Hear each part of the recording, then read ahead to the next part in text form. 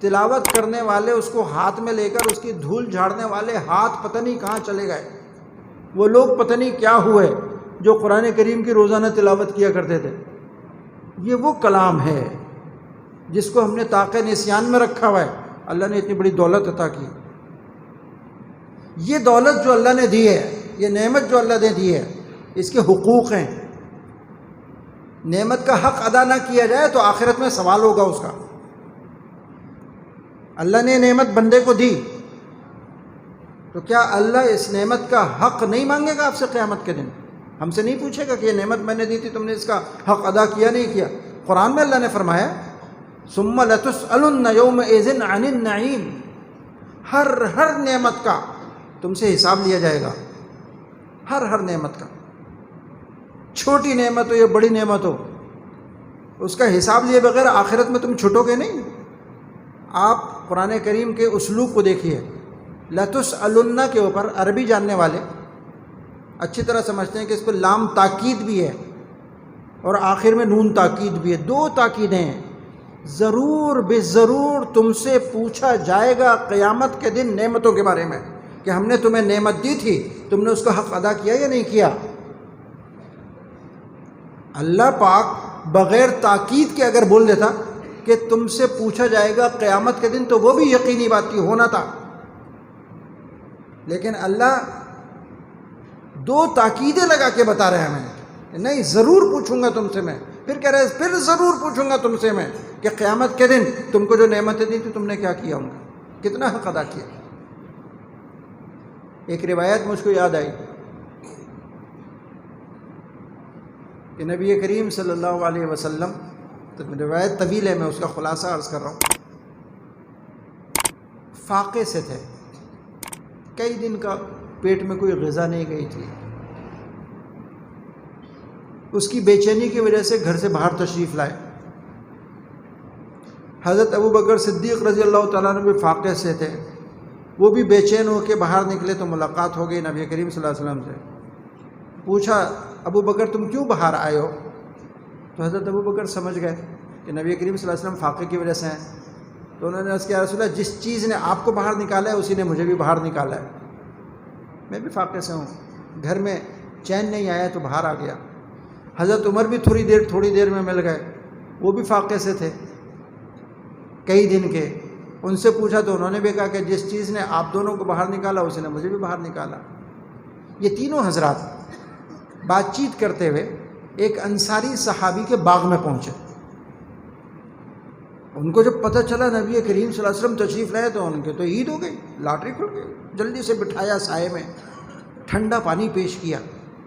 اور جلدی سے کھجور کے درخت پہ فصل تیار ہو رہی تھی، رطب جو کھجیاں ہوتی ہیں وہ تیار ہو چکی تھی، جلدی سے خوشے توڑے اور نبی کریم صلی اللہ علیہ وسلم کی خدمت میں پیش کیا کہ رسول اللہ اتنی دیر آپ اس سے تناول فرمائیے، میں کچھ ضیافت کا انتظام کرتا ہوں۔ ان تینوں حضرات نے ٹھنڈا پانی پیا اور وہ کھجیاں آدھی کچی آدھی پکی وہ تناول کی۔ یہ تناول کر کے فارغ ہوئے، کھجور ختم ہو گئی جب، تو حضور اکرم صلی اللہ علیہ وسلم نے ان دونوں حضرات سے فرمایا کہ قیامت کے دن اللہ تعالیٰ تم سے یہ ٹھنڈے پانی کی نعمت اور یہ کھجور جو تم کو ملی ہے اس نعمت کے بارے میں سوال کرے گا کہ تم نے اس کا کیا حق ادا کیا۔ تو حضرت عمر رضی اللہ تعالیٰ عنہ کے ہاتھ میں کھجور کھانے کے بعد جو ٹہنی بچی تھی وہ تھی، روایت میں آتا ہے انہوں نے زور سے اس کو زمین پر مارا اور عرض کیا کہ یا رسول اللہ اتنے فاقے کے بعد یہ کھانے کو ملا ہے ہمیں، کوئی مرغن غذائیں نہیں ملی ہیں، گوشت نہیں ملا، کوئی پلاؤ اور کوئی ایسی غذا نہیں ملی، یہ کھانے کو ملا ہے کھجور، یہ بھی اللہ تعالیٰ ہم سے سوال کرے گا کہ یہ نعمت تم کو دی تھی تم نے اس کا کیا حق ادا کیا؟ تو آپ نے فرمایا ثم لتسألن یومئذ عن النعیم، ہر نعمت کا تم سے سوال ہوگا۔ ہاں عمر اس نعمت کے بارے میں بھی اللہ تم سے سوال کرے گا کہ تم نے اس نعمت کا کیا حق ادا کیا۔ میرے عزیزوں، میرے بزرگوں، میرے بھائیوں، ذرا سوچو، فاقے کے بعد ملی ہے، کتنے دن کے فاقے کے بعد کہ بے چین ہو کے گھروں سے نکل آئے، پیٹ بھر کے نہیں ملی، تھوڑی سی ملی ہے جس سے کچھ سہارا ہوا ہے، من بھاتا نہیں ملا ہے، آدمی کا بھوک میں دل چاہتا ہے گندم کھائے، سالن کھائے، روٹی کھائے، کھجور ملی ہے، لیکن وہ بھی نعمت ایسی ہے کہ جس کے بارے میں سوال ہوگا۔ تو ذرا سوچو، دنیا کی یہ چھوٹی سی نعمت جو اتنی قلیل مقدار میں اور اتنی صبر اور فاقے کے بعد ملی، جب اس کا سوال ہوگا تو قرآن کریم کی نعمت جو اللہ نے دی، کلام اللہ کی جو نعمت دی، اللہ اس کے حق کا سوال نہیں کرے گا تم سے؟ ہم سے نہیں پوچھے گا یہ نعمت میں نے تم کو دی تھی، تم نے کیا حق ادا کیا؟ ضرور سوال ہوگا، اور جانا سب نے،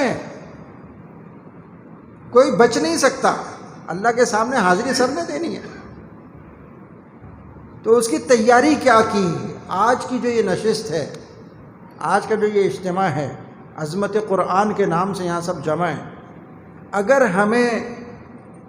یہ احساس اور فکر پیدا ہو جائے اس آج کی نشست میں کہ ہم قرآن کریم کی نعمت کا شکر کس طرح ادا کریں اور کیسے ادا کریں، اس کی فکر کر دیں، فکر شروع کر دیں اس کی شکر کی ادائیگی کی، اس کے حق کی ادائیگی کی، تو میں سمجھتا ہوں ہمارا یہاں جمع ہونا کارآمد ہو گیا۔ یہ ہمارا جمع ہونا وصول ہو گیا، یہ وقت جو ہم نے لگایا، کافی دیر سے بیٹھے ہیں، مغرب کے بعد سے بیٹھے ہیں، یہ وصول ہو گیا۔ لیکن اگر اس کی طرف توجہ نہیں ہوئی، قرآن کریم کے حق ادا کرنے کی طرف توجہ فکر نہیں ہوئی، تو پھر تو یہ تو نشستن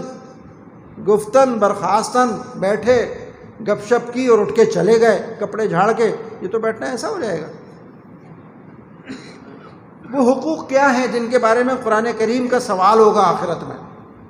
علماء نے قرآن اور حدیث کو سامنے رکھ کے فرمایا وہ 5 حق ہیں، 5 سوال ہوں گے قرآن کریم کے۔ قرآن کریم کی نعمت کا پہلا حق یہ ہے کہ اس پر ایمان لایا جائے، اس پر ایمان لانا یہ قرآن کریم کا پہلا حق ہے۔